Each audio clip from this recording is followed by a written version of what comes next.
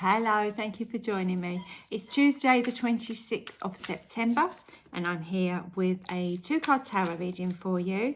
I'm also going to pick an angel card at the end of this message, so do stay tuned for that. Okay, let's see who comes out today. Okay, got one. It's upside down. That one's upside down. I guess that must mean the whole pack's upside down. Or maybe I'm upside down. Who knows? All right. We've got the Knight of Swords and we've got the Eight of Cups. Now, interestingly, there's a lady on the Forever Conscious website, Nikki, and she does a weekly tarot. And she picked the Eight of Cups as well, I noticed today. And it's nice sometimes, I think, when you get that synchronicity with other tarot readers, you know, that you get the same card come out. So maybe you've picked these cards. Maybe you've got your own tarot pack and the Knight of Swords or the Eight of Cups have come out. What's making me laugh here, though? Take my glasses off so I can see better. If you look at the way these two are pictured and see this as a whole picture, this lady's just walking into the moonlight. I was going to say sunset, but she's not. And this guy's coming this way, and it almost looks like he's glancing over at her, doesn't he? You know, what's that? Is that a missed opportunity? Is that two people going their separate ways, maybe? I wonder, without me saying too much, if you were to look at this picture, would that resonate with you in some way?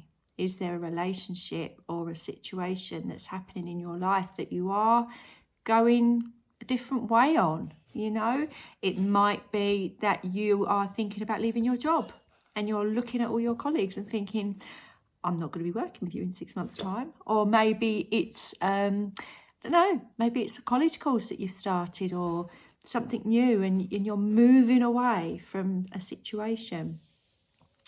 It happens in our lives, doesn't it? Lots and lots of different ways. And this is a collective message. So it could mean lots and lots of different things, but I kind of feel like I don't want to give all those examples at the moment because I do feel that you're going to either resonate more with either this one or that one.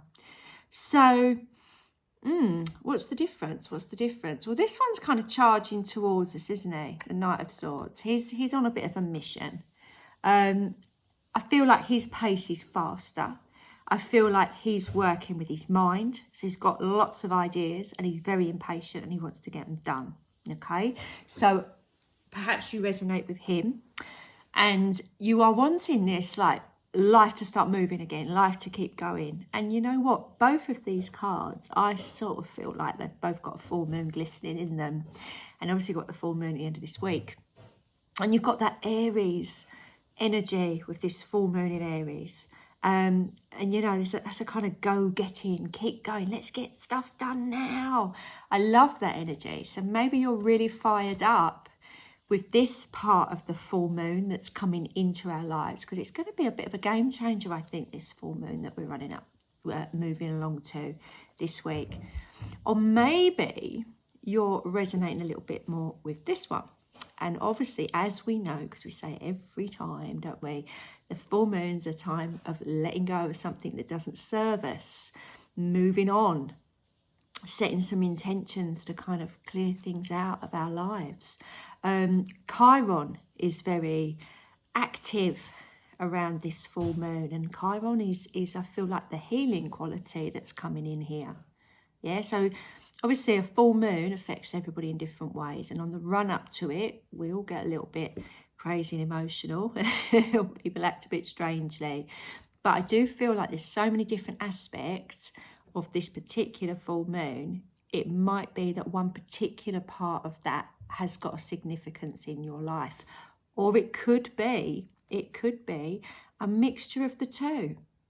And that's a really strange kind of combination, isn't it? Because this Eight of Cups is a slow processing kind of thing, isn't it? She's slowly walking away and she's come out of that water. And, you know, if you're trying to walk through water to get to from one end of a swimming pool to the next, it takes time. It's slow. It's our emotions. We've got to live through them. And it can take what seems like years.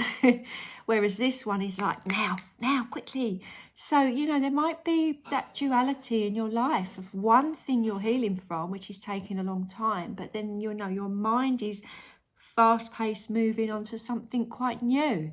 And finding that balance, as we often have to in our lives, where we've got the different compartments of our lives.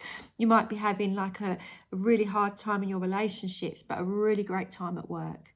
Or, you know, there might be, oh, I don't know, there's so many different ideas. I can't sort of think of them all off the top of my head, but it's that kind of thing. It's one part of my life's really active, the other part I've really got to sort out. And you know what? There's no judgment here. We can't all be completely perfect all the time. Sometimes we just have stuff going on, and that's that kind of keep calm and carry on attitude. Although I don't think the Knight of Swords keeps calm, to be honest with you. I don't think that's his skill area. So there we go. You know, I feel, I said this week there was going to be some changes. We had the King of Swords, don't forget, the other day. So, you know, let's not lose those lessons that the King of Swords taught us on Sunday about that rational, clear mind. Let's not have a bit, maybe we've had a bit of a wobble moment, and that's fine too, you know. Just make sure you're on course for where you want to be. Okay, I'm going to pick an angel card now. Sorry, my phone cut off abruptly then in mid-sentence, so I hope you kind of got the gist of that tarot reading. Let's just see if there's a little angel that's going to come in and give us an extra little bit of message. Sonia, I bring you a message from your deceased loved one. I'm happy, at peace, and I love you very much. Please don't worry about me. Well, that is a really lovely message. I'd not seen this card before. And that sums up, I think, quite beautifully the two cards that we've just had. Because, you know, like if you are grieving for somebody, it might be somebody that's passed recently. It might be, you know, it might be a dog or a cat or somebody, you know, or an animal that you had years ago and you still think about and still get sad that they're not there, you know. But we have that we carry around with us, but we still have to get on with our lives. So I feel like this is telling us that, you know. The Eight of Cups is moving away from sadness.